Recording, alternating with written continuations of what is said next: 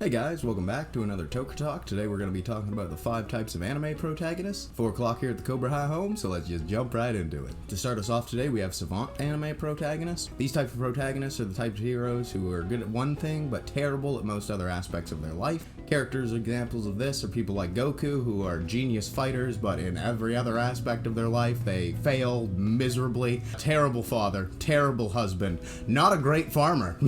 Uses his bare hands, I get that it's good training, not an efficient way to dig up fruits and vegetables and shit. I guess he could survive. That's kind of something Goku's got going on for him, but just because he's stronger than everything else, not because of actual survival skills, but just I can kill you, and I can also eat anything. Keima from Kami no Mi, the world god only knows, the dating anime from way back when.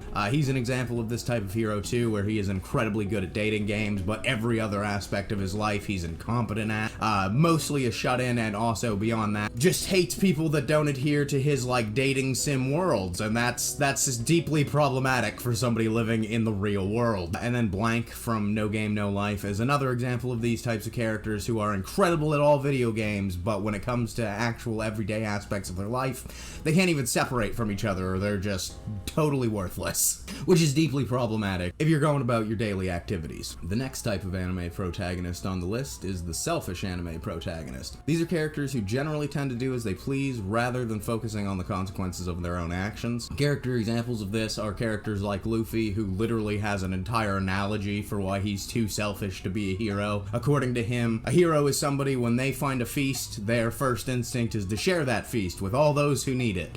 But for him, his first instinct is, I'm gonna eat that feast. According to him, that disqualifies him from being a hero. Natsu from Fairy Tail, he's somebody who constantly wants to do good, and is trying to do good, that's the guild's whole thing, but like I say, he just naturally destroys everything around himself as he's attempting to do that, which is pretty bad. He likes to fight, he also has his own goals in mind throughout the whole series, so like I say, that's definitely an example of a character that's like, wub, I'm gonna do things the way that I want to do it, rather than the way that I probably should do it. And then Ichigo from Bleach, also, very first season, has the whole, wub, I'm not trying to save everybody, but I won't just stand there and not save people in front of me, saying that, I'm going to very selfishly impart my moral compass whenever I can, if I feel like it, especially if it's gonna make me feel bad to have to deal with the consequences of doing nothing. That's more his thing than actually you should do something because it's the good thing to do. It's more like, I should do something because doing nothing would be the bad thing to do.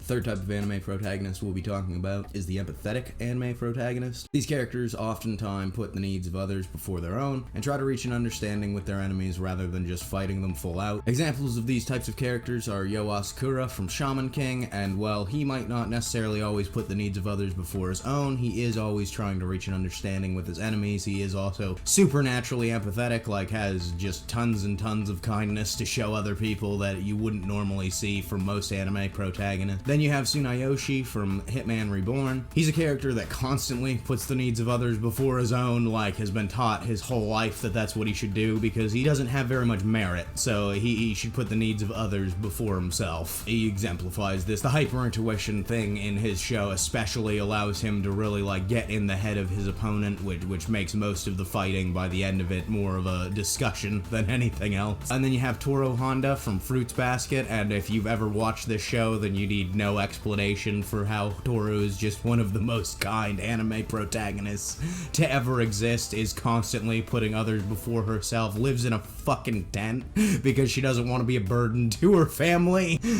Just great. Just a great character. Would 10 out of 10 recommend Fruit Baskets, even if you're not necessarily into the old shoujo genre. And the fourth protagonist type we'll be talking about is the big brain protagonist, aka Ithomart protagonist. Typically highly intelligent, full of schemes, and willing to be underhanded when it works to their advantage. Examples of this protagonist type are Light Yagami from Death Note, He's definitely, you know, super smart. Got all the big brain plays, constantly devising little schemes, and the whole, like, dynamic of that show is just ploy versus ploy. Another example of this is Lelouch Lamperouge, or Lelouch V. Britannia, whichever one you prefer to call him, from Code Geass. Lelouch is an example of this because a large portion of his show focuses around his strategies and the tactics that he uses in order to actually accomplish the goals that he is trying to commit. You also see that Lelouch is just ridiculously smart from the very first episode when he plays in a chess game that is impossible to win. You could be as amateurish as I am at chess and still recognize right away in that beginning position that it's like, you lose. Sorry, bro. You can't come back from that. So the noble that he was playing must have been horrendous. Especially if he lost to a guy that starts with the king. Like a moron. Like, great metaphor. Amazing metaphor.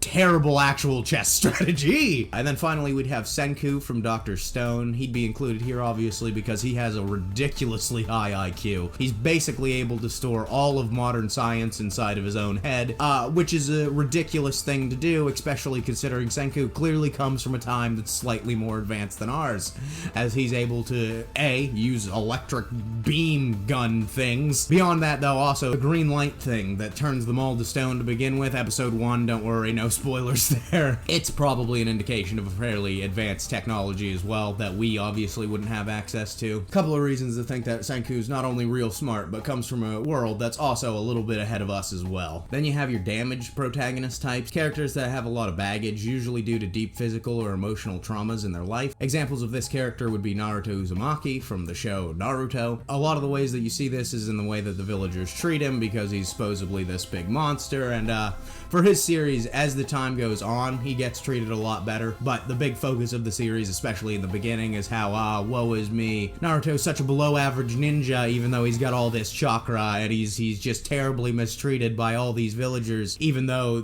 he's like the secret weapon ensuring their existence. It's like, I don't know, it's weird because the Naruto narrative tells you one thing, but very obviously should be another. But if you can get beyond that, it's still a solid series. Then we'd have the Elric brothers from Full Metal Alchemist, Edward and Alphonse. These two have actual physical damage as well as emotional damage because they attempt to revive their deceased mother after she passes away using forbidden alchemies that they knew weren't gonna work because every single person told them that they weren't gonna work. And then yeah, they pay the price being Alphonse's whole body, and Elric's, was it his leg? I think it was his leg for his mom, and then when he saves the soul of his brother, it's his arm for his brother. I don't know what the exchange system is here. A bunch of metaphorical crap is mainly what it appears to be, which terrible way to in part a bartering system, but that's just my opinion. But yeah, so they get damaged by that pretty seriously. The rest of the series is mainly focused on trying to undo that damage. Then Takemichi from the new show Tokyo Drifters. We checked that out a little bit in a previous video. Go ahead and check that out. So yeah, Takemichi essentially is like any other anime protagonist who just like lives a terribly mediocre life, is just a loser in a lot of ways because they're not assertive enough to kind of take charge of their own destiny or whatever. And yeah, Takemichi's series mainly focuses a lot on him going back and dealing with a lot of these traumas. It's really weird that his character is like, this was the highlight of my life when I was getting super abused. But whatever, it's probably the most interesting portion of your life. At the very least, so at least we get to see that. Anyway guys, that'll do it for my take today. If you enjoyed, remember to like, share, comment, subscribe, and follow the high.